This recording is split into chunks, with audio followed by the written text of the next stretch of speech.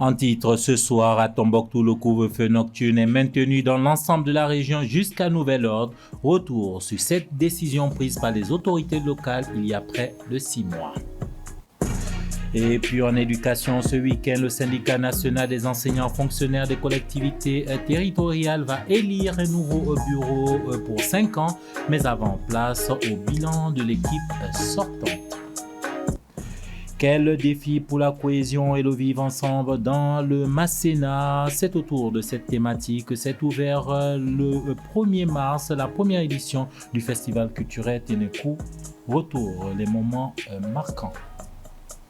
Madame, Monsieur, bonsoir et merci de nous suivre. Le couvre-feu nocturne est maintenu de 23h à 6h du matin dans la région de Tombouctou jusqu'à nouvel ordre d'après les autorités régionales.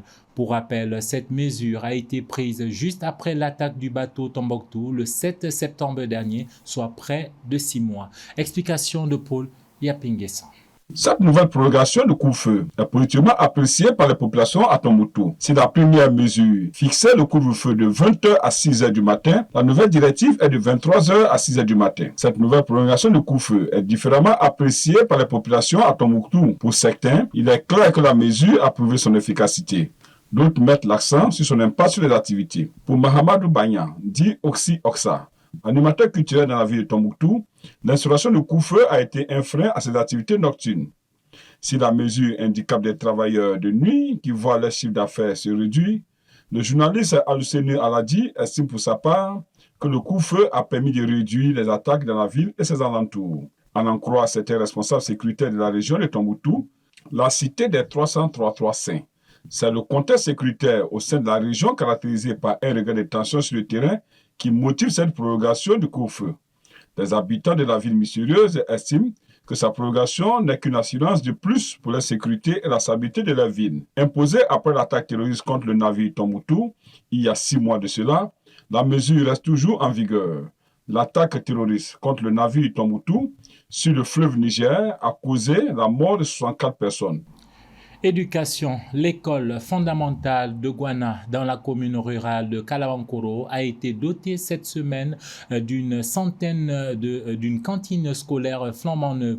Dotation coïncide avec la commémoration le 1er mars de la journée africaine de l'alimentation scolaire. Reportage de Soumaïla Fani. Institué par la conférence des chefs d'État et de gouvernement lors du 26e sommet de l'Union africaine en 2016 à Addis Abeba, le Mali depuis 2009 commémore la journée africaine de l'alimentation scolaire. Occasion à chaque édition pour les autorités scolaires du Mali de mettre la célébration à profit pour l'ouverture de nouvelles cantines scolaires à travers le pays. Pour l'édition 2024 de cette journée, c'est l'école fondamentale de Gouana qui est à l'honneur.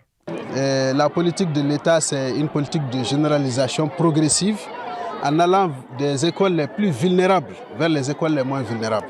Nous ciblons, il y a des critères de ciblage. Ces critères-là donnent vraiment la priorité aux écoles les plus vulnérables, aux zones les plus vulnérables, aux zones d'accès difficile, aux zones où le taux d'abandon scolaire est très prononcé, aux zones où les filles abandonnent de façon précoce l'école, et d'autres critères qui rentrent en ligne de compte pour que la solidarité nationale se manifeste à travers la prise en charge d'abord des écoles les plus vulnérables vers les écoles les moins vulnérables. Le département précise que la situation globale de l'alimentation scolaire concerne 700 000 bénéficiaires, dont 46,93% des filles, fréquentant 2656 cantines scolaires réparties sur toute l'étendue du territoire national. L'État donc investira en 2024 près de 6 milliards de francs CFA dans l'alimentation scolaire. Il assure déjà cet état de fonctionnement de 1574 cantines scolaires pour 471 968 bénéficiaires. Ces efforts de l'État sont renforcés par les interventions de nos partenaires techniques et financiers. Je citerai le programme alimentaire mondial avec 656 cantines scolaires pour 153 391 bénéficiaires. Pour le PAM, Programme alimentaire mondial, au nom des partenaires techniques et financiers, cette célébration est une occasion de maintenir et de soutenir la mobilisation des acteurs du système éducatif ainsi que des communautés en vue de valoriser le potentiel de l'alimentation scolaire. Cette année, les thèmes retenus par l'Union africaine et le Mali nous rappellent que l'alimentation scolaire est un investissement et non une simple dépense des ressources nationales. Le chef du département rappelle qu'une cantine scolaire gérée par la communauté, appuyée par la collectivité territoriale et approvisionnée par la production locale constitue une contribution pertinente à l'atteinte des objectifs de développement durable. Nous restons dans la sphère éducative. Le SINEFCT, Syndicat national des enseignants et fonctionnaires des collectivités territoriales, tient ce week-end son deuxième congrès ordinaire. Les deux jours de travaux seront ponctués par la désignation des nouveaux bureaux pour les 5 prochaines années, mais surtout le bilan de l'équipe sortante. Reportage. L'un des plus jeunes syndicats dans le secteur de l'éducation avec 14 ans d'existence, le SINEFCT, Syndicat national des enseignants fonctionnaires des collectivités territoriales, tient son deuxième congrès ordinaire après celui de 2018. Au dire de ses responsables, l'organisation de ces congrès symbolise d'une part la vivacité et le dynamisme de leur syndicat et d'autre part le respect de ses propres textes. En décembre 2018, les délégués ont porté un grand espoir au bureau issu du premier congrès. C'est pourquoi, dès sa prise de service, il s'est attaché à être au service des enseignants. Les membres du bureau, chacun, en ce qui le concerne, a mis du sien pour que le résultat escompté y soit. Obstinément, le bureau exécutif national s'est attelé à la recherche de l'excellence. Car, dit-on, qui cherche la perfection obtient l'excellence. Avec la synergie des syndicats de l'éducation signataires du 15 octobre 2016, le SINEFCT a mené, au-delà de la lutte pour l'obtention du statut du personnel enseignant, plusieurs combats pour l'amélioration des conditions de vie et de travail des enseignants. Au bout de ces luttes, plusieurs acquis ont été enregistrés, parmi lesquels on peut citer l'adoption du décret portant plan de carrière des enseignants, l'adoption du décret de revalorisation de l'indemnité de résidence des enseignants, l'adoption du décret portant indemnité d'équipement, l'application de l'article 39 du statut du personnel enseignant, la valorisation de la prime spéciale de responsabilité, et j'en passe. Affilié à la centrale syndicale CDTM, le SINEFCT a aussi conduit plusieurs autres actions.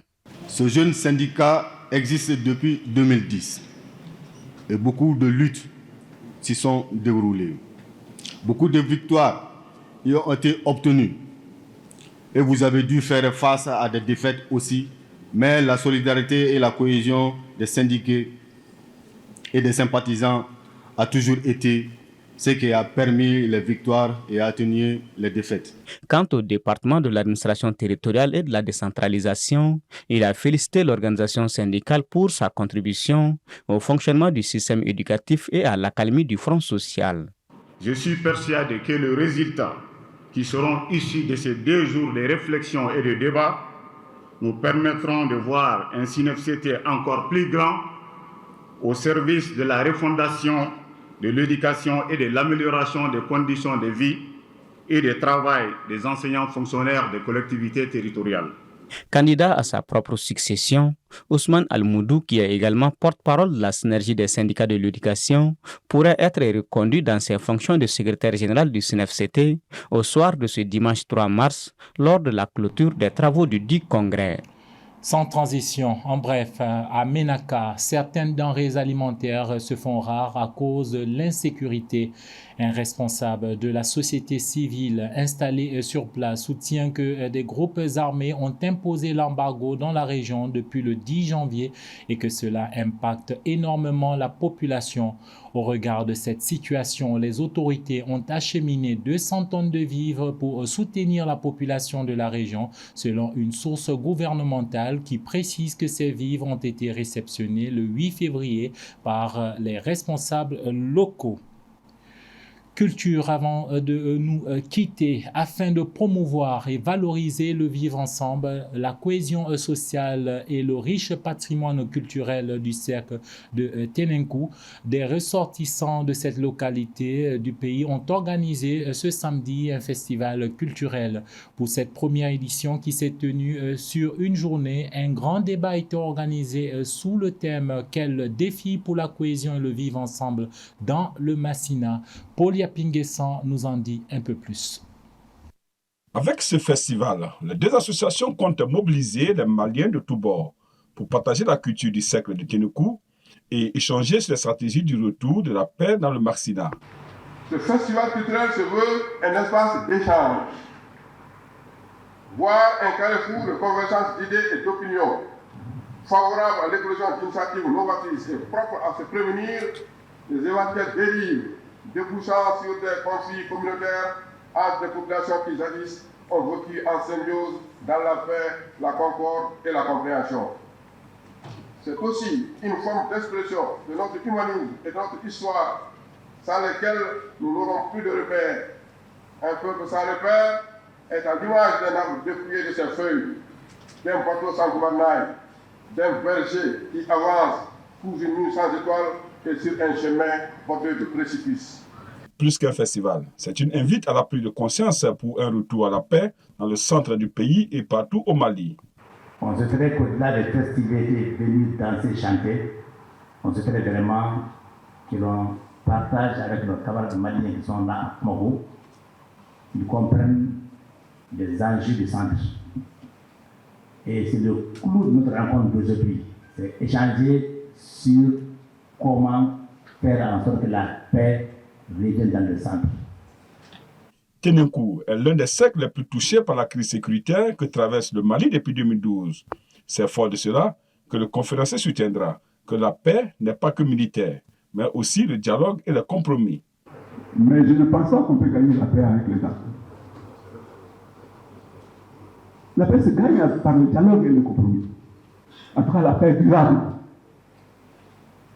Donc, là aussi, c'est un énorme défi. Comment nous pouvons faire aujourd'hui, entre la grande diversité malienne, comment nous pouvons faire pour dialoguer, nous entendre, nous réconcilier et trouver des compromis pour avancer.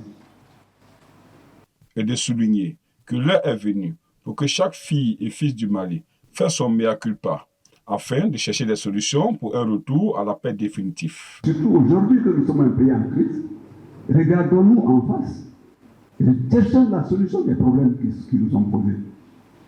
Je crois qu'aujourd'hui, il faut reconnaître, si on veut apporter la cohésion et le vivre ensemble dans le Massina, il faut aussi pointer ce problème-là et chercher des solutions à ce problème. Pour l'association des ressortissants de la ville de Tenenkou, ARVT, et le réseau des jeunes du cercle de Tenenkou, AJCT, ce festival se veut aussi être un creuset pour faire revivre la riche culture du terroir, partager les préoccupations des ressortissants du cercle sur le plan sécuritaire afin de trouver la solution idoine et de conscientiser la jeunesse qui constitue la relève. Point final à cette édition d'information que j'ai pris plaisir à vous présenter. Madame, Monsieur, merci de votre fidélité.